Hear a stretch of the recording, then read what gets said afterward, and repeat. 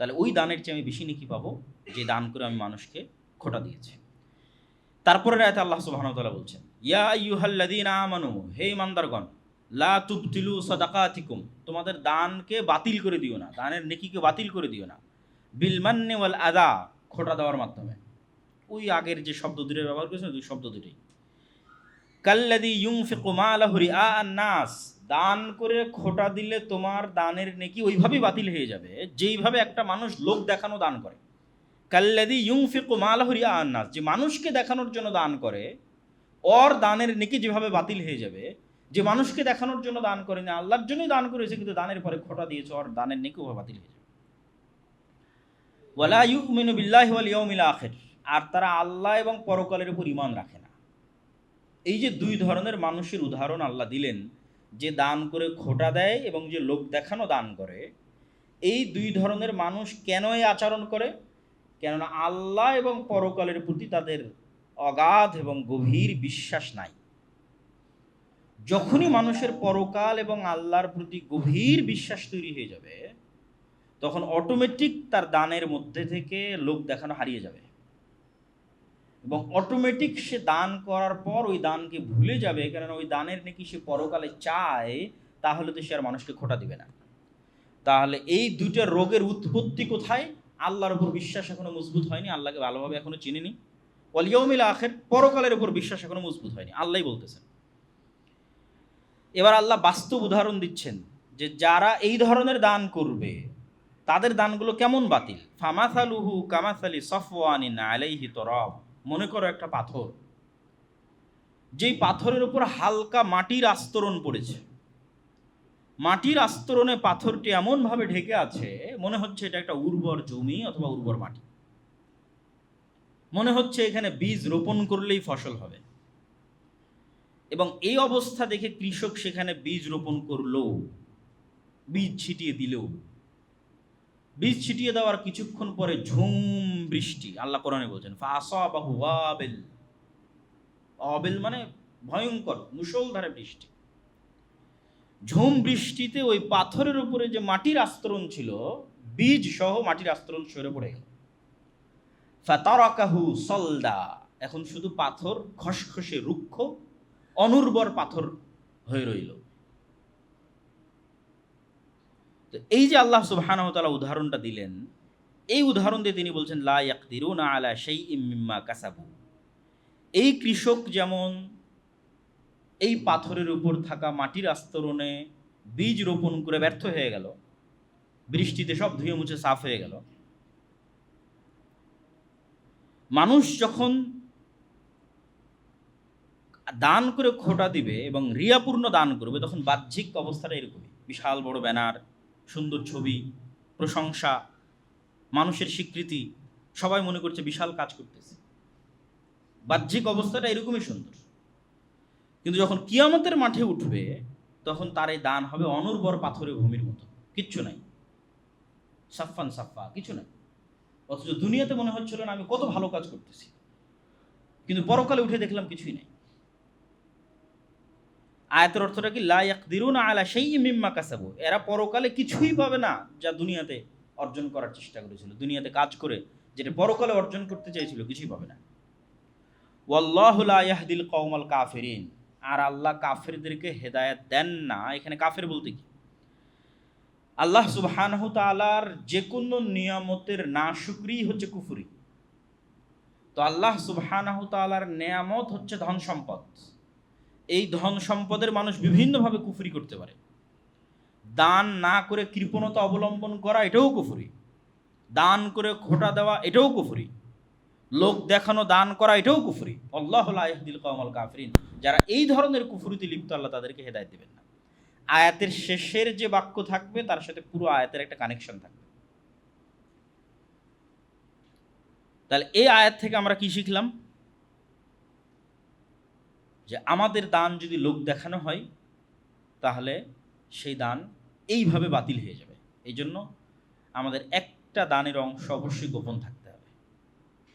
এটা হলো এই আয়াত থেকে শিক্ষা। পরের আয়াতে আল্লাহ সুবহানাহু ওয়া তাআলা বলছেন ওয়া মাসালুল লাযীনা ইউনফিকুনা আমওয়ালাহুম ইবতিগাআ মারদাতিল্লাহ, এখন তো উদাহরণ দিলেন লোক দেখানো আমলের, লোক দেখানো দানের। এবার উদাহরণ দিচ্ছেন যে দান সত্যি আল্লাহর জন্য হয়েছে, সেই দানটা কেমন। মাসালুল্লাযীনা ইউনফিকুনা আমওয়ালাহুম ইবতিগা মারদাতিল্লাহ, যারা তাদের টাকা ব্যয় করেছে শুধু আল্লাহর সন্তুষ্টির জন্য, মারদাতিল্লাহ শুধু আল্লাহর সন্তুষ্টির জন্য, ওয়া তাসবীতাম মিন আনফুসিহিম, এবং তাদের অন্তরের যে স্থিতিশীলতা এইটা এই দানের সাথে যুক্ত আছে, অন্তরের দৃঢ় বিশ্বাস এই দানের সাথে যুক্ত আছে। তাহলে দুইটা শর্ত পাওয়া গেল। দুইটা শর্তের ব্যাখ্যা কি? প্রথম শর্ত হচ্ছে মানুষের প্রশংসা বা সামাজিক সম্মান পাওয়ার উদ্দেশ্যে নয়, বরং শতভাগ আল্লাহর জন্য দান করেছে, এটা হলো প্রথম শর্ত। দ্বিতীয় শর্ত হচ্ছে অন্তরের দৃঢ়তা দ্বারা উদ্দেশ্য কি? যার অন্তরের দৃঢ়তা নাই সে দান করার পরে খোঁটা দেয়, যার অন্তরের দৃঢ়তা নাই সেই দানের উপর অহংকার করে, যার অন্তরের দৃঢ়তা নাই সেই দানকারীকে নিজের অধীনস্থ গোলাম রাখতে চায়, দান গ্রহীতাকে। তাহলে অন্তরের দৃঢ়তা এবং আল্লাহর সন্তুষ্টি দুইটা একত্রিত হলে লোক দেখানো বাদ হয়ে যাবে, দান করে খোঁটা দেওয়া বাদ হয়ে যাবে, নাফসের রোগ থেকে মুক্ত হয়ে যাবে। তথা দান শুধু টাকার পরীক্ষা নয়, বরং দাতার চরিত্র এবং দাতার অন্তরের পরীক্ষা, দুই পরীক্ষাতেই পাশ করতে হবে। দান শুধু টাকার পরীক্ষা নয় যে আসলে দিয়ে দিলাম, না, আমার চরিত্র এবং আমার অন্তরের পরীক্ষাও। আমি কি আল্লাহর সন্তুষ্টির জন্য দিচ্ছি না লোক দেখানোর জন্য দিচ্ছি, এটাতেও পাশ করতে হবে। আমি কি দান করে মানুষকে খোঁটা দিচ্ছি, অহংকার করতেছি, খারাপ ব্যবহার করতেছি দান গ্রহীতার ওপর, ওই চরিত্রের পরীক্ষা তো পাশ করতে হবে। এই দুটো পরীক্ষায় যারা পাশ করবে তাদের উদাহরণ কেমন? কামাসালি জান্নাতিন বিরবওয়াতিন আসাবাহা ওয়াবিল, উঁচু জায়গায় খুবই উর্বর একটা জমি, সেই উর্বর জমিতে বিশাল বৃষ্টিপাত হয়েছে।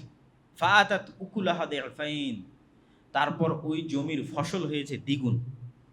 ফাইল্লাম ইউসিবহা ওয়াবিল, আর যদি বেশি বৃষ্টিপাত না হয়, হালকা বৃষ্টিপাত হয়, ফাতল, তবুও ওই জমির জন্য এই অল্প বৃষ্টিপাতই যথেষ্ট। তো যারা কৃষি সম্পর্কে অভিজ্ঞ তারা খুব ভালোভাবে জানে যে যখনই কোনো উঁচু জায়গায় জমি হয় এবং উর্বর জমি হয়, তখন সেখানে আলো বাতাস এবং অক্সিজেনের চলাচল ভালো হয়, কোথাও পানি জমে থাকে না, বৃষ্টি হওয়া মাত্রই যতটুকু পানি প্রয়োজন তা বাদে বাকিটা নেমে যায়, ড্রেনেজ সিস্টেম ভালো হয়, গাছের গোড়ায় পচন ধরে না। ফলত এরকম উঁচু জায়গায় যদি ভালো উর্বর জমি হয়, তাহলে এখানে যদি ভালো বৃষ্টিপাত হয় তাহলে আল্লাহ বলছেন ফসল উৎপন্ন হবে দ্বিগুণ। আর যদি ভালো বৃষ্টিপাত না হয়, হালকা পাতলা বৃষ্টিপাত হয়, তাহলে ওই জমির জন্য যথেষ্ট, ফসল আবাদ হয়ে যাবে। এই উদাহরণ থেকে এই দানের সাথে কানেকশনটা কি? এই উদাহরণ থেকে এই দানের সাথে কানেকশন হচ্ছে কারো অন্তরের যে জমিন, কারো অন্তরের জমিন যদি এই উঁচু জায়গায় হওয়ার যে গুণাবলী, এই গুণাবলীতে থাকে, যেমন ঈমান দ্বারা উর্বর হয়, ইখলাস দ্বারা উর্বর হয়, কি পরিমাণ দান করছেন এটা ধর্তব্য নয়, আপনার অন্তরের ঈমান এবং ইখলাস চরম উর্বর, উঁচু জায়গার জমির মতো। তাহলে এই উর্বর জমিতে এখন যদি 1 টাকাও দান হয় যথেষ্ট, যদি 500 টাকাও দান হয়, আল্লাহ সুবহানাহু ওয়া তাআলা কি দ্বিগুণ, 3 গুণ, 4 গুণ ওই উত্তম ফসলের মতো বাড়িয়ে দিবেন।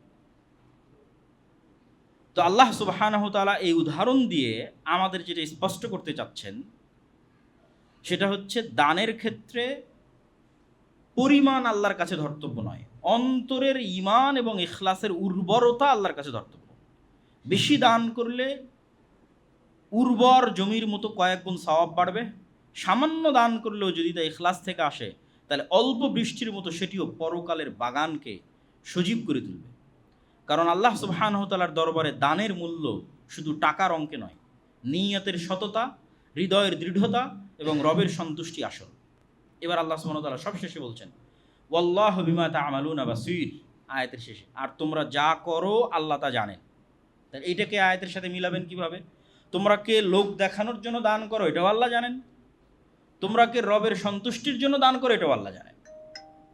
এটা হলো এই কথার সাথে এই আয়াতের মিল। পরের আয়াতে আল্লাহ সুবহানাহু ওয়া তাআলা বলছেন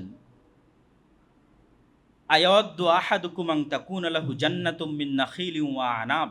আচ্ছা তোমরা কল্পনা করো তো যে একজন বৃদ্ধ মানুষ যে সারা জীবন পরিশ্রম করে একটা সুন্দর বাগান তৈরি করেছে। আল্লাহ এই উদাহরণ দিচ্ছেন। এবং এই বাগানে খেজুরের গাছ আছে, আঙ্গুরের গাছ আছে, নানা ফলমূলের গাছ আছে, এবং এই বাগানের নিচ দিয়ে নদী নালা প্রবাহিত পাশ দিয়ে।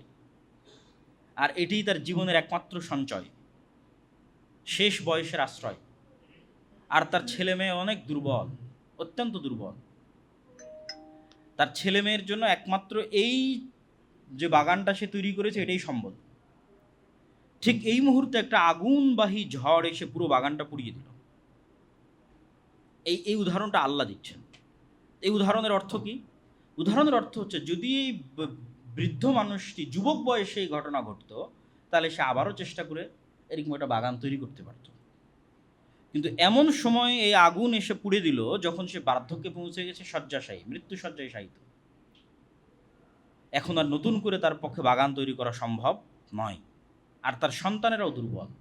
তাহলে এই ক্ষতিটা কতটা ভয়াবহ তোমরা কি চিন্তা করতে পারো? এই কথা আল্লাহ সুবহানাহু ওয়া তাআলা কোরআন মাজিদে উদাহরণ দিয়ে বলতেছেন। তো এই উদাহরণের সাথে আমাদের দানের আলোচনায় আল্লাহ সুবহানাহু ওয়া তাআলা কি বুঝাতে চাচ্ছেন? আল্লাহ বুঝাতে চাচ্ছেন যে পরকালে নেক আমল হারিয়ে ফেলা এর চাইতে বেশি ভয়াবহ। আমি বার্ধক্য বয়সে আমার পুরো ব্যবসায়িক সাম্রাজ্য ধ্বংস হয়ে গেল, আমার পুরো কৃষি জমি ধ্বংস হয়ে গেল, এটা যতটা ভয়াবহ, পরকালে আমি আমার দুনিয়ার নেকি হারিয়ে ফেললাম, এটা হচ্ছে বেশি ভয়াবহ। দুনিয়াতে সালাত আদায় করেছি, সিয়াম পালন করেছি, দাওয়াতি কাজ করেছি, প্রতিষ্ঠান করেছি, মানুষকে সাহায্য করেছি, কিন্তু রিয়া, অহংকার, খোটা, মানুষের মনে আঘাত, জুলুম, এগুলো দিয়ে আমার এই আমলের বাগানকে আমি পুড়িয়ে দিয়েছি। দুনিয়াতে ক্ষতিগ্রস্ত হলে মানুষ নতুন করে চেষ্টা করতে পারে, কিন্তু মৃত্যু এসে গেলে নতুন করে আমল করার আর সুযোগ থাকে না। পরকাল থেকে পৃথিবীতে ফিরে আসার আর সুযোগ থাকে না। যে আমলের উপর ভরসা করেছিল সে, যে আমলের উপর ভরসা করে সে পরকালে উঠেছিল, পরকালে দেখছে তা পুড়ে ছাই হয়ে গেছে। তাহলে তার অনুতাপ ওই মৃত্যুসজ্জায় শায়িত ব্যক্তির চেয়ে বেশি হবে, যে তার মৃত্যুসজ্জায় দেখতেছে তার পুরো বিজনেস ইন্ডাস্ট্রি পুড়ে গেল, অথবা তার পুরো কৃষি জমি পুড়ে ধ্বংস হয়ে গেল। এই আয়াত শুধু দানের জন্য, দানের ব্যাপারে নয়, সকল নেক আমলের ব্যাপারে আল্লাহ সুবহানাহু ওয়া তাআলার পক্ষ থেকে সতর্কতা। যে শুধু নেক আমল করেই তুমি ক্ষান্ত হয়ে গেলে না, ওই নেক আমলকে রক্ষাও করতে হবে। কী থেকে রক্ষা করতে হবে? রিয়া, অহংকার, জুলুম, মানুষকে কষ্ট দেওয়া, এগুলো থেকে বাঁচানোর মাধ্যমে ওই নেক আমলটাকে রক্ষা করতে হবে, যাতে পরকালে উঠে না দেখো যে পুড়ে ছাই হয়ে গেছে। কেন তখন আর ফিরে এসে আমল করার সুযোগ থাকবে না। এই আয়াত থেকে আমরা কি শিখব? এই আয়াত থেকে আমাদের জন্য যেটা শিখার, সেটা হচ্ছে আমরা এমন একটা আমল চিন্তা করি, যে আমল আমি করি কিন্তু ওই আমলটা আমারই কোনো আর এক আমলের কারণে নষ্ট হয়ে যাচ্ছে, এবং ওই আমলটাকে আমি কিভাবে বাঁচিয়ে রাখবো এটার পরিকল্পনা করি, যেন পরকালে আমার এই আমল ধ্বংস না হয়ে যায়। তারপরে আল্লাহ সুবহানাহু ওয়া তাআলা বলছেন, সবই দান কেন্দ্রিক আয়াত, ধারাবাহিক সূরা বাকারায়, ইয়া আইয়ুহাল্লাযীনা আমানু আনফিকু মিন তাইয়্যিবাতি মা কাসাবতুম। এতক্ষণ মোট 4টা উদাহরণ দিয়েছেন আল্লাহ সুবহানাহু ওয়া তাআলা। এতক্ষণ একটা উদাহরণ দিয়েছিলাম, সর্বপ্রথম জমিতে বীজ রোপণ করলো, 700টা হলো, যেন পরকালে বীজ রোপণ করলো আল্লাহ আরও বাড়িয়ে দিবে। 2 নম্বর উদাহরণ দিয়েছি আমরা কি, কেউ নিষ্ঠার সাথে দান করলো, যেন উঁচু উর্বর জমি, অল্প বৃষ্টিপাত হলেও যথেষ্ট, বেশি বৃষ্টিপাত হলে কয়েক গুণ বাড়িয়ে দিবে। তাহলে অন্তরে ইখলাস আছে, অল্প দান করলেও সমস্যা নেই, বেশি দান করলে তো নূরুন আলা নূর, 2 গুণ 4 গুণ 5 গুণ বাড়িয়ে দিবে আল্লাহ। 3 নম্বর উদাহরণ কি ছিল? একটা পাথর, সে পাথরের উপর মাটির আস্তরণ, বীজ রোপণ করলাম, বৃষ্টি এসে সব ধুয়ে মুছে সাফ করে দিল, এটা লোক দেখানো এবং খোটা দেওয়া। 4 নম্বর কি ছিল? বৃদ্ধ বয়সে দেখলো যে তার পুরো বাগান পুড়ে যাচ্ছে, পুরো বিজনেস ইন্ডাস্ট্রি পুড়ে যাচ্ছে, কিয়ামতের মাঠে উঠে দেখছে দুনিয়ার সব আমল বাদ হয়ে গেছে। এতক্ষণ যাবৎ আমরা এই 4টা উদাহরণ আল্লাহ কোরআনে তুলে ধরেছেন, আমরা আলোচনা করলাম। এবার আল্লাহ কি বলছেন? এবার আল্লাহ সুবহানাহু ওয়া তাআলা দান যে করবেন, আপনার সম্পদটা কেমন হওয়া উচিত, কি থেকে দান করবেন সেটার কথা বলছেন। ইয়া আইয়ুহাল্লাযীনা আমানু, হে ইমানদারগণ, আনফিকু, দান করো, মিন তাইয়্যিবাতি মা কাসাবতুম, তোমাদের উত্তম অর্জন থেকে, তোমাদের যে উত্তম রিজিক আছে সেটা থেকে দান করো। আমিম্মা খারাজনা লাকুম মিনাল আরজ, আর তোমাদেরকে আমি আল্লাহ মাটি থেকে যা উৎপাদন করে শস্য দানা দিয়েছি সেটার থেকে দান করো। ওয়ালা তায়াম্মামুল খাবিসা মিনহু তুনফিকুনা ওয়ালাস্তুম বিআখিযি, এত নিকৃষ্ট, পচা ধচা, অকেজো জিনিস দান করিও না যেটা তোমাদেরকে দিলে তোমরা নিজেরাই নিবে না। তোমাদেরকে যদি দেওয়া হয় তাহলে তুমি নাক সিটকাবা। আং তুকমিদু ফি, মানে নাক সিটকানো, চোখ বন্ধ করে আসা। ওয়া আলামু, আর জেনে রাখো, আন্নাল্লাহ গানিয়ুন হামিদ, আল্লাহ মুখাপেক্ষী এবং আল্লাহ চির প্রশংসিত, সদা প্রশংসিত। তো এই আয়াতের মধ্যে আল্লাহ সুবহানাহু ওয়া তাআলা তাইয়্যিবাত, উত্তম, উত্তম মানে দুই দৃষ্টিতে উত্তম হতে হবে। এক, হালাল, হারাম ইনকাম, চুরি করা, ডাকাতি করা, দুর্নীতি করা, মিথ্যা বলে ইনকাম করা, অবৈধ উপায়ে ইনকাম করা, সুদের মাধ্যমে ইনকাম করা আল্লাহ গ্রহণ করবেন না দান, কারণ আল্লাহ নিজে পবিত্র, তিনি গ্রহণ করবেন না। দুই নম্বর কি, মানে কোয়ালিটিতে উত্তম। এই আয়াত যখন অবতীর্ণ হয় তখন মসজিদে নববীতে আহলুস সুফফা নামে একদল সাহাবী থাকতো, যাদের জন্য মদিনার মানুষেরা খেজুরের দানা এবং আঙ্গুরের দানা মসজিদে নববীতে ঝুলিয়ে যেত। তো এমনও মানুষ এই কাজ করত যে তার খেজুরগুলোর মধ্যে যেটা একটু হালকা পচা পচা ভাব হয়েছে, আঙ্গুরগুলোর মধ্যে যেটা হালকা পচা পচা ভাব হয়েছে, ওগুলো এসে এখানে ঝুলিয়ে দিয়ে যেত। তখন আল্লাহ সুবহানাহু ওয়া তাআলা আয়াত অবতীর্ণ করে বললেন, যেটা যদি পাল্টা তোমাকে দেওয়া হয় তুমি নিবা না। তাহলে দান মানে তোমার ডাস্টবিন নয়, দান মানে তোমার অপ্রয়োজনীয় জিনিস ফেলে দেওয়ার জায়গা নয়, তোমার অপ্রয়োজনীয় কাপড় চোপড় বা ইত্যাদি ফেলে দেওয়ার জায়গা না। দান মানে তোমার সর্বোত্তমটা দিতে হবে, মিন তাইয়্যিবাতি মা কাসাবতুম, হালাল এবং তোমার প্রিয় উত্তমটা দিতে হবে। আর ওয়া আলামু আন্নাল্লাহা গানিয়্যুন হামিদ, আর জানো আল্লাহ অমুখাপেক্ষী কি, যে তোমার দানের প্রয়োজন নাই, তোমাকে আল্লাহ, তোমার দানের প্রয়োজন নাই যে তোমাকে এই ধরনের দান করতে হবে। আল্লাহ অমুখাপেক্ষী, তোমার দান ছাড়াই উনি দাওয়াতি কাজও চালিয়ে নেবে, মসজিদ মাদ্রাসাও চালিয়ে নেবে, জিহাদও চালিয়ে নেবে, সবই চালিয়ে নেবে, গরিব মিসকিনও খাওয়ার ব্যবস্থা করে দেবে। অর্থাৎ দান করলে ভালোটা করো, আর সদা প্রশংসিত। তাহলে এই আয়াত থেকে কি শিখবেন? এই আয়াত থেকে আমরা শিখব যে আমি এমন একটা কিছু দান করার চেষ্টা করি যেটা আমার কাছে প্রিয়, এরকম একটা খুঁজে বের করি এবং আমার প্রিয় জিনিস দান করি। এবার দানটা কোথায় করব সেটা আল্লাহ সুবহানাহু ওয়া তাআলা কোরআন মাজিদে বলতেছেন। ইয়াসআলুনাকা মাযা ইউনফিকুন, তারা আপনাকে জিজ্ঞেস করে কি দান করব। এটার ব্যাখ্যায় মুফাসসিরিনে কিরাম লিখেছেন কতটুকু পরিমাণে দান করব। তখন আল্লাহ বললেন পরিমাণের দরকার নাই, তোমরা তোমাদের সাধ্য অনুযায়ী দান করো, কিন্তু কোথায় দান করবে এটা মনে রাখতে হবে। কোথায় দান করবে? ফালিল ওয়ালিদাইন, এক নম্বর বাপ মায়ের পিছনে ব্যয় করো। আমরা কোথায় ব্যয় করব বা কতটুকু ব্যয় করব, এটার উত্তরে আল্লাহ কতটুকু ব্যয় করব তার উত্তর না দিয়ে বলছেন কোথায় ব্যয় করবে সেটা ঠিক করো। এক নম্বর পিতামাতার পিছনে ব্যয় করো, ওয়াল আকরাবিন, নিকট আত্মীয়ের পিছনে ব্যয় করো, ওয়াল ইয়াতামা, এতিমদের পিছনে ব্যয় করো, ওয়াল মাসাকিন, মিসকিনদের পিছনে ব্যয় করো, ওয়াবনিস সাবিল, পথিকদের পিছনে ব্যয় করো, ওয়া মা তাফআলু মিন খাইরিন ফাইন্নাল্লাহা বিহি আলিম, আর তোমরা প্রত্যেক যে কল্যাণের কাজ করবে সেই কল্যাণের কাজ সম্পর্কে আল্লাহ জানে। এর এক দুই আয়াত পরে আল্লাহ সুবহানাহু ওয়া তাআলা এবার স্পষ্ট করছেন কতটুকু দান করবা। ইয়াসআলুনাকা মাযা ইউনফিকুন, আবারও জিজ্ঞেস করলো যে কি দান করব, মানে কতটুকু। আল্লাহ বললেন কুলিল আফওয়া, প্রয়োজনের বাইরে যা আছে সেটা দান করে দাও। তোমার দৈনন্দিন প্রয়োজন, মাসিক প্রয়োজন, ফ্যামিলি, সন্তান সন্ততি, এই প্রয়োজনের বাইরে যা আছে সেটা আল্লাহর রাস্তায় ব্যয় করো। এবার এরপরের আয়াতে আল্লাহ সুবহানাহু ওয়া তাআলা দান করতে মানুষের অন্তরে যে বাধাগুলো তৈরি হয় সেটা নিয়ে আলোচনা করছেন। আল্লাহ বলছেন আশ-শাইতানু ইয়াইদুকুমুল ফাকর, এতক্ষণ যে দানের লম্বা উদাহরণ দিলাম, এবার হয়তো আপনি সিদ্ধান্ত নিচ্ছেন দান করবেন। তো দান করার যখন সিদ্ধান্ত নেবেন তখন শয়তান এসে আপনাকে ভয় দেখাবে। আল্লাহ বলছেন আশ-শাইতানু ইয়াইদুকুমুল ফাকর, শয়তান দারিদ্রতার ভয় দেখাবে, যে টাকা দিলে কমে যাবে, ছেলে মেয়ে কীভাবে পড়বে, ওইটা কিভাবে হবে, বাসা কিভাবে কিনবেন, জমি কিভাবে কিনবেন, ফ্ল্যাট কিভাবে কিনবেন, গাড়ি কিভাবে কিনবেন। ইয়াইদুকুমুল ফাকর, দারিদ্রতার ভয় দেখায়। ওয়া ইয়া'মুরুকুম বিল ফাহশা, শয়তান যেমন একদিকে দানের চিন্তা করলে দারিদ্রতার ভয় দেখায়, ওই জায়গাতেই শয়তান উল্টা আবার অন্যায় এবং অপব্যয়ের পথে খরচ করার আদেশ দেয়। যখন কক্সবাজার ঘুরতে যাওয়ার দরকার হয়েছে অথবা কোনো কিছু অপচয় করার দরকার হয়েছে, মার্কেটিং, শপিং, রেস্টুরেন্ট, তখন ওই শয়তানই আবার অন্তরের মধ্যে দিয়েছে আরে এত টাকা জমা করে কী হবে, একটু ঘুরে ফিরে শেষ করো না, একটু খেয়ে দিয়ে শেষ করো না। আল্লাহ কোরআনে এইভাবে বলছেন। শয়তানের দুইটা বিপরীত চরিত্র আল্লাহ তুলে ধরছেন। আর শয়তানু ইয়াইদুকুমুল ফাকর, যখন দান করতে যাবা তখন সারা দুনিয়ার সব কাজ স্মরণ করাই দিবে। তোমার ছেলে মেয়ের এটা আছে, মেয়ের বিবাহ আছে, ফ্ল্যাট কিনা আছে, গাড়ি কিনা আছে, উমুক তুমুক, অতএব দান করিও না, দারিদ্রতার ভয়। এবার যখন অপচয়ে রেস্টুরেন্ট, ঘোরা ফেরা, আড্ডা, সেটাতে যখন খরচ করতে হবে তখন আরও উৎসাহ দেয়। ওয়া ইয়া'মুরুকুম বিল ফাহশা, যখন অন্যায়ের পথে খরচ করতে যাবে তখন শয়তান তোমাকে উৎসাহ দিবে যে দুনিয়াটা অল্প দিনের খাই দিয়ে শেষ করো, খরচ করা তো জমা করে কী করবা, আনন্দ করো। এবার আল্লাহ বলছেন আমি কি করি, ওয়াল্লাহু ইয়াইদুকুম মাগফিরাতাম মিনহু ওয়া ফাদলা, আর আমি আল্লাহ তোমাদেরকে দুটো ওয়াদা দিই। শয়তান তোমাদের একটা ভয় দেখায় আর একটা আদেশ দেয়, আমি আল্লাহ দুটো ওয়াদা দিই। আমি ওয়াদাবদ্ধ মাগফিরা, শয়তান তোমাদেরকে যতই গুনাহ করাক আমি ওয়াদা দিচ্ছি ক্ষমা করে দেবো, আসো ফিরে আসো। ইয়াইদুকুম মাগফিরা, আল্লাহ তোমাদেরকে ক্ষমার ওয়াদা দিচ্ছেন। ওয়া ফাদলা, আর আমি তোমাদেরকে ওয়াদা দিচ্ছি দান করো আমি বাড়িয়ে দেব। শয়তান ভয় দেখাচ্ছে দারিদ্রতার, আমি তোমাদেরকে আশ্বাস দিচ্ছি, আশ্বস্ত করছি যে আমি বাড়িয়ে দেব, এবং আমি তোমাদেরকে আশ্বস্ত করছি শয়তান তোমাদের গুনাহ করাচ্ছে আমি ক্ষমা করে দেব। ওয়াল্লাহু ওয়াসিউন আলিম, আর আল্লাহ সুবহানাহু তাআলা প্রশস্ত। ওই আগের 4-5 আয়াত পূর্বে আল্লাহ বলেছিলেন যে আল্লাহ প্রশস্ত, মানে আল্লাহ অনেক ধনী।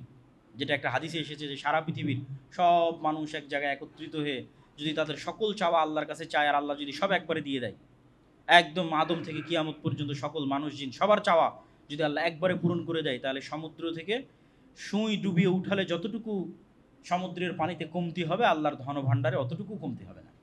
এটাই হলো ওয়াসে, আমি প্রশস্ত, আমার কাছে কমতি নাই, অতএব আমার কাছে প্রতিদান চাও। আর আল্লাহ সুবহানাহু ওয়া তাআলা ওয়াদা দিলে তিনি লঙ্ঘন করেন না। তাহলে এই আয়াত থেকে শিক্ষা কি? লেখেন, চিন্তা করেন যে কি অর্থ আপনি অপ্রয়োজনে ব্যয় করতেছেন, আবার ঠিক ওই অর্থটা আপনি দান করতে গেলে ভয় পাচ্ছেন। অপ্রয়োজনের ব্যয় কমান, আল্লাহ রাস্তায় দান করেন। তারপর আল্লাহ সুবহানাহু ওয়া তাআলা বলছেন ইউতিল হিকমাতা মান ইয়াশা ওয়া মান ইউতাল হিকমাতা ফাকাদ উতিয়া খায়রান কাসীরা। এটা মোটামুটি আলোচনার আল্লাহ শেষের দিকে চলে এসেছে। এটার একটা আলামত হচ্ছে এই ধরনের কথা। আল্লাহ বলছেন যে এই যে দানের উপর এত লম্বা আলোচনা, কোথায় দান করতে হবে, কতটুকু দান করতে হবে, পবিত্র জিনিস থেকে দান করতে হবে, দান করে খোটা দেওয়া যাবে না, দান করে মানুষকে কষ্ট দেওয়া যাবে না, আল্লাহর সন্তুষ্টির জন্য দান করতে হবে, শয়তান তোমাদের ভয় দেখাতে পারে, আল্লাহর আশায় আশ্বস্ত থাকো, এত চিন্তা করার ক্ষমতা কার আছে? ইউতিল হিকমাতা মান ইয়াশা, আল্লাহ যাকে হিকমত দেয় সে এই জিনিসগুলো বুঝতে পারবে। ওয়া মান ইউতাল হিকমাতা ফাকাদ উতিয়া খায়রান কাসীরা, আর যাকে আল্লাহ হিকমত দিয়েছে তাকে আল্লাহ অসংখ্য কল্যাণ দিয়েছে। ওয়া মা ইয়াযাক্কারু ইল্লা উলুল আলবাব, আর এরকম হিকমত ছাড়া, প্রজ্ঞা ছাড়া, জ্ঞান ছাড়া আল্লাহর আয়াত থেকে কতজনই বা শিক্ষা নিতে পারে? আল্লাহর আয়াত থেকে তারাই শিক্ষা নিতে পারে যাদের এত কিছু চিন্তা করার, গবেষণা করার, বুঝার ক্ষমতা আল্লাহ সুবহানাহু ওয়া তাআলা তাদেরকে দিয়েছে। ওয়ামা আনফাকতুম মিন নাফাকাতিন আও নাযারতুম মিন নাযারিন ফাইন্নাল্লাহা ইয়ালামু ওয়া মা লিয-যালিমিনা মিন আনসার। তোমরা দান করো অথবা মানত পূরণ করো, আল্লাহ সুবহানাহু ওয়া তাআলা সেটা জানেন। ওয়া মা লিয-যালিমিনা মিন আনসার, আর জালেমদের কোনো সাহায্যকারী নাই। অনেক সময় মানুষের মনে হতে পারে যে আমি গোপনে দান করলাম, আল্লাহ হয়তো জানেন না। আল্লাহ বলতেছেন তুমি গোপনে করো, মানত মানো, প্রকাশ্যে করো, সদা সর্বদা আল্লাহ জানেন যে তুমি কি দান করছো। আর জালেমদের সাহায্যকারী নাই। কিসের জুলুম? দান না করেও জুলুম হতে পারে, দান করেও জুলুম হতে পারে, দানের নামেও জুলুম হতে পারে। দান না করে জুলুম কি? ওই যে অর্থ আটকে রাখলো, কৃপণতা জুলুম। আর দান করে জুলুম কি? তা তো আপনারা শুনলেনই, বিস্তারিত আলোচনা আল্লাহ করলেন যে দান করেও কীভাবে জুলুম হয়। তারপরে রাতে আল্লাহ সুবহানাহু ওয়া তাআলা বলছেন ইন তুবদুস সাদাকাত ফানি'ম্মা হিয়া, তোমরা যদি প্রকাশ্যে দান করতে চাও খুব ভালো কথা, কোনো সমস্যা নেই। গোপনে রিয়ার ভয় বা ইত্যাদির ভয়ে গোপনেই দান করতে হবে, এটা যদি কেউ ভুল মেসেজ নিয়ে থাকে, তাহলে আল্লাহ বলছেন ইন তুবদুস সাদাকাত ফানি'ম্মা হিয়া, যদি প্রকাশ্যে দান করতে চাও কোনো সমস্যা নাই। ওয়া ইন তুখফুহা ওয়া তুতুহাল ফুকারা, আর যদি গোপন রাখতে চাও এবং গোপনে দান করো ফাহুয়া খায়রুল লাকুম, তাহলে এটা বেশি উত্তম। প্রকাশ্যে দান করলে কোনো সমস্যা নাই, কিন্তু গোপন রাখলে বেশি উত্তম। ওয়া ইউকাফির আনকুম মিন সাইয়্যাতিকুম, তোমাদের দানের মাধ্যমে আল্লাহ সুবহানাহু ওয়া তাআলা তোমাদের গুনাহকে মিটিয়ে দিবেন। ওয়াল্লাহু বিমা তা'মালুনা খাবীর, আর তোমরা যাই করো না কেন সে সম্পর্কে আল্লাহ সুবহানাহু ওয়া তাআলা খুবই অবগত। প্রকাশ্যে দান করলে কি নিয়তে দান করতেছো, রিয়া না সত্যি আল্লাহর সন্তুষ্টি, সেটাও আল্লাহ জানেন। আর যদি গোপনে দান করতেছো সেটাও আল্লাহ সুবহানাহু ওয়া তাআলা জানেন। তারপরে রাতে আল্লাহ সুবহানাহু ওয়া তাআলা বলছেন লাইসা আলাইকা হুদাহুম ওয়ালাকিন্নাল্লাহা ইয়াহদি মান ইয়াশা ওয়া মা তুনফিকু মিন খাইরিন ফালিআনফুসিকুম ওয়া মা তুনফিকুনা ইল্লা ইবতিগা ওয়াজহিল্লাহ ওয়া মা তুনফিকু মিন খাইরিন ইউওয়াফা ইলাইকুম ওয়া আনতুম লা তুযলামুন। এত লম্বা দানের নির্দেশনা আসার পর কিছু কিছু সাহাবী দান করতে উদ্বুদ্ধ হলেন, কিন্তু নিজের অমুসলিম কাফের মুশরিক আত্মীয় স্বজনকে দান করলেন না বা করতে চাচ্ছেন না। অথচ অমুসলিম কাফের মুশরিক আত্মীয় দানের হকদার, মানে অসহায় গরিব। কেন করতে চাচ্ছেন না? করব যদি ইসলাম গ্রহণ করে, এই মানসিকতা থেকে। এবার আল্লাহ সুবহানাহু ওয়া তাআলা বলছেন লাইসা আলাইকা হুদাহুম, হেদায়েতের দায়িত্ব তো আমি তোমাদেরকে দেইনি, ওয়ালাকিন্নাল্লাহা ইয়াহদি মান ইয়াশা, হেদায়েত তোমাদের দায়িত্ব দাওয়াত দেওয়া, হেদায়েত দেওয়ার দায়িত্ব আল্লাহর। আল্লাহ যাকে ইচ্ছা তাকে হেদায়েত দেবেন। ওয়া মা তুনফিকু মিন খাইরিন ফালিআনফুসিকুম, তোমরা যা দান করবা এটা তোমাদের জন্যই। ওমা তুনফিকুনা ইল্লা ইবতিগা ওয়াজহিল্লাহ, দানের সাথে অন্য কিছু যুক্ত করিও না, শুধু আল্লাহর সন্তুষ্টি। শর্তও দিও না যে কেউ যদি মুসলিম থেকে অমুসলিম থেকে মুসলিম হয় তবে দান করবো, এরকম শর্ত দিও না। কেউ যদি আমার অনুগত থাকে, কেউ যদি আমার পক্ষে কথা বলে, আমাকে তাদের অনুষ্ঠানে ডাকে, মানে এরকম কোনো দুনিয়াবি চাওয়াকে শর্তযুক্ত করিও না দানের সাথে। ওমা তুনফিকু মিন খাইরিন ইউওয়াফা ইলাইকুম, আর তোমরা যা দান করবা তার পুরোটাই আল্লাহ সুবহানাহু ওয়া তাআলা কিয়ামতের মাঠে তোমাদের পূরণ করে দেবেন। ওয়া আনতুম লা তুজলামুন, আর তোমরা মাজলুম মানে বঞ্চিত হবে না। দান করেছো, কিয়ামতের মাঠে তার পাল্টা প্রতিদান পাবে না, বঞ্চিত হয়ে যাবে এটা নয়, যদি এই শর্তগুলো তোমরা পূরণ করো। তাহলে এই আয়াত থেকে আল্লাহ সুবহানাহু ওয়া তাআলা মানবিক যে সহায়তাগুলো আমরা করে থাকি, সেটা যদি অমুসলিমও হয়, মানবিক দৃষ্টিকোণ থেকে কোনো ক্ষুধার্ত, বিপদগ্রস্ত, অ্যাক্সিডেন্ট, তাহলে মানবিক দৃষ্টিকোণ থেকে যে দানগুলো হয়, এই দানগুলোর ক্ষেত্রে অন্য কিছুকে যুক্ত করা যাবে না। সহি আকিদার কিনা, বেদাতি কিনা, মুসলিম কিনা, অমুসলিম কিনা, মানবিক দৃষ্টিকোণ থেকে যে দানগুলো হবে, এই দানগুলো নিঃস্বার্থভাবে হতে হবে। তাহলে কাউকে দান করার সময় এই আশা রাখা যে সে আপনার দলের, আপনার মতের, আপনার প্রতিষ্ঠানের, আপনার দাওয়ার, এগুলোর প্রতি বাধ্য থাকবে, কানেক্টেড থাকবে, এই আশাবাদ দিতে হবে। এই আশা বাদ দিয়ে আল্লাহ সুবহানাহু ওয়া তাআলা দান করতে বলছেন। আল্লাহ বলছেন হেদায়েতের দায়িত্ব তোমার নয়, হেদায়েতের দায়িত্ব আল্লাহর। এবার আল্লাহ সুবহানাহু ওয়া তাআলা দানের ক্ষেত্রে এমন একটা বিষয়ের দিকে দৃষ্টি আকর্ষণ করতেছেন যেটা খুবই জরুরি। কেননা আমাদের কাছে দান মানে শুধু ছেঁড়া কাপড়, কান্না, আবেদনপত্র, দরজায় দাঁড়িয়ে থাকা, বারবার ফোন আসা, এগুলো দিয়ে আমরা দানকে মেপে দেখি। কিন্তু কোরআন শিখাচ্ছে প্রকৃত অভাবী অনেক সময় নীরব থাকে, চেহারায় ক্লান্তি থাকে কিন্তু মুখে হাসি থাকে, মনে সংকোচ, কথায় বাকপটু নয়, চোখে লজ্জায় স্পষ্ট।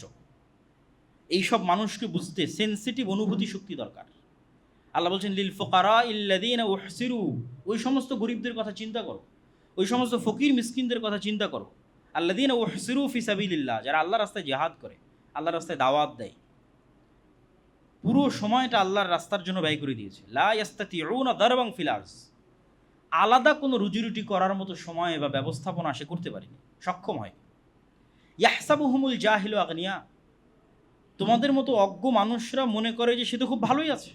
কেন মনে করে ভালো আছে? মিনাত তাআফফুফ, তার মধ্যে যে আত্মমর্যাদা আছে, লজ্জা আছে, সংকোচ আছে, এই কারণে তুমি মনে করো সে তো খুব ভালো আছে।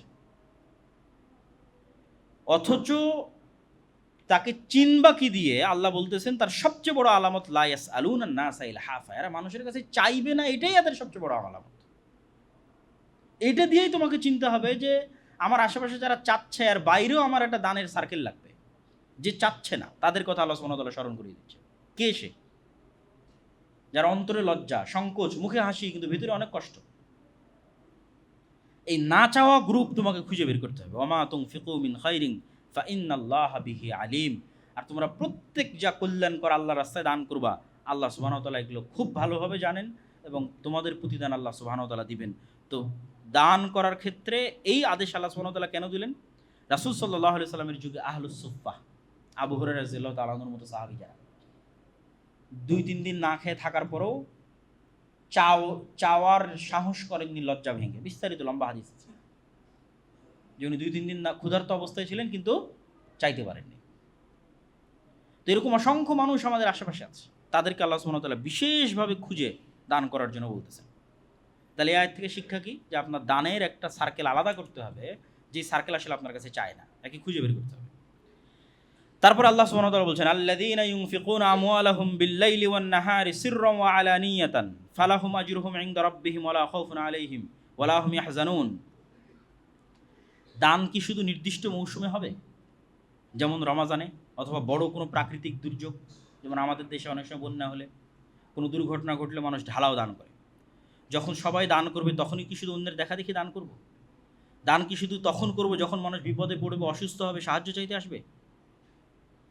সাধারণত মানুষকে দেখা যায় এরকম নির্দিষ্ট কোনো কিছুর সাথে সম্পৃক্ত করে দান করে থাকে। অথচ আল্লাহ এই শেষ আয়াত, দান কেন্দ্রিক শেষ আয়াতে দানকে সম্পূর্ণ স্বতন্ত্র ও সদা সর্বদা চলমান একটি ইবাদত হিসেবে পরিণত করার জন্য বলতেছেন। দান কেন্দ্রিক শেষ আয়াতে আল্লাহ সুবহানাহু ওয়া তাআলা বলতেছেন যারা কোনো ইভেন্ট, অনুষ্ঠান, ঘোষণা, ফেসবুক প্রচারণা, ডাক, আহ্বান ছাড়াই সদা সর্বদা রাতে দিনে 24 ঘন্টায় দান করে। আল্লাযীনা ইউনফিকুনা, দান করে তাদের ধন সম্পদ বিল-লাইলি ওয়ান-নাহার, রাত দিন। কোনো অনুষ্ঠান নাই, কোনো আহ্বান নাই, কোনো ইভেন্ট নাই, কোনো প্রচারণা নাই, দান একটা স্বতন্ত্র সদা সর্বদা চলমান ইবাদত। বিল-লাইলি ওয়ান-নাহার, 24 ঘন্টা দান করে। সিররা ওয়া আলানিয়াতান, গোপনে প্রকাশ্যে। এদের মাথায় এই ইন্টেনশন নাই যে আমি গোপনে করব না প্রকাশ্যে করব। কি ইন্টেনশন? দিতে হবে। যখন প্রকাশ্যে দেওয়ার দরকার তখন প্রকাশ্যে দেয়, যখন গোপনে দেওয়া দরকার সেখানে গোপনে দেয়। যেখানে একজন ব্যক্তি যার আত্মসম্মান বজায় রাখতে হবে তাকে গোপনে দিচ্ছে, যেখানে অন্য মানুষকে উৎসাহ দেওয়ার দরকার সেখানে প্রকাশ্যে দিচ্ছে। তাহলে তার ইন্টেনশনে এগুলো থাকে না, যেহেতু সে দানকে একটা সদা সর্বদা চলমান স্বতন্ত্র ইবাদত বানিয়ে নিয়েছে এবং রাত দিন 24 ঘন্টা দান করে, সুতরাং গোপন আর প্রকাশ্য বলে তার কাছে কিছু নেই। পরিবেশ পরিস্থিতি অনুযায়ী যখন যেটা হয় তখন সে সেটা করে। ফালাহুম আজরুহুম ইনদা রাব্বিহিম ওয়ালা খাউফুন আলাইহিম ওয়ালা হুম ইয়াহজানুন, তাহলে তাদের প্রতিদান তাদের প্রতিপালকের কাছে সংরক্ষিত আছে। ওয়ালা খাউফুন আলাইহিম ওয়ালা হুম ইয়াহজানুন, আর তাদের ভবিষ্যৎ নিয়ে কোনো চিন্তা করার দরকার নাই, ভয় পাওয়ার দরকার নাই। ওয়ালা হুম ইয়াহজানুন, আর অতীতে যে দান করেছে এটার উপর কোনো আফসোস এবং দুশ্চিন্তারও প্রয়োজন হবে না, কেন তাদের দায়িত্ব আল্লাহ সুবহানাহু ওয়া তাআলার উপর। তাহলে এখান থেকে আমরা কি শিখব? এখান থেকে আমরা শিখব যে আমাদের দানকে সদা সর্বদা চলমান একটা স্বতন্ত্র ইবাদতে পরিণত করতে হবে, যেটা দৈনন্দিন চলবে, প্রতি মাসে চলবে, প্রতিদিন চলবে, প্রতি সপ্তাহে চলবে, শুধু সাময়িক নির্দিষ্ট কোনো ইভেন্ট কেন্দ্রিক নয়।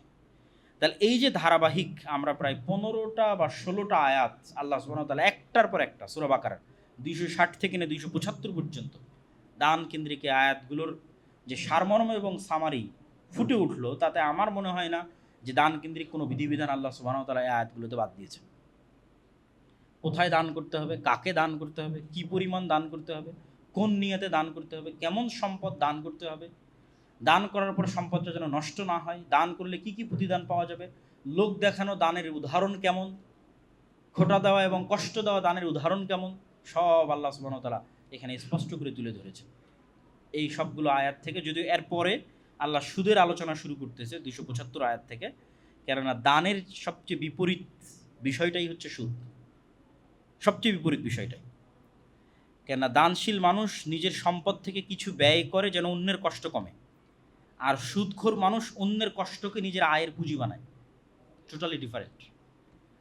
এই জন্য এবার এরপরে সুদের বিষয়ে আল্লাহ ভয়ঙ্কর যে কথাবার্তাগুলো আছে সেগুলো বলা শুরু করবে 275 থেকে 76, 77 কয়েক আয়াত যাবত। তো আমরা আমাদের এই আজকের এই দান কেন্দ্রিক সূরা বাকারার যতগুলো আয়াত আজকে আমরা আপনাদের সামনে তেলাওয়াত করলাম এবং যেগুলোর ব্যাখ্যা এবং বিশ্লেষণ করলাম, সেগুলো থেকে আল্লাহ সুবহানাহু ওয়া তাআলা আমাদেরকে শিক্ষা নেওয়ার, ভূমিকা নেওয়ার এবং প্রত্যেকটা আয়াতের সাথে একটা করে সিদ্ধান্ত আমরা জানিয়েছি, এই সিদ্ধান্তগুলো বাস্তবায়ন করার। কোথাও জানিয়েছি একটা দান আপনার গোপন হতে হবে, কোথাও জানিয়েছি আপনি যদি খোটা দিয়ে থাকেন চিন্তা করেন আর খোটা দিবেন না, কোথাও বলেছি যে আপনি স্বতন্ত্র সদা সর্বদা চলমান দান করবেন, কোথাও বলেছি যে আপনার প্রিয় জিনিসটা খুঁজে বের করেন যে কোনটা আপনার প্রিয় জিনিস, সেটা আল্লাহর রাস্তায়। এরকম অসংখ্য প্রতিটা আয়াত থেকে আমরা একটা সিদ্ধান্ত গ্রহণের জন্য বলেছি। আল্লাহ সুবহানাহু ওয়া তাআলা আমাদের সেই সিদ্ধান্তগুলো গ্রহণ করার তৌফিক দান করুক এবং দান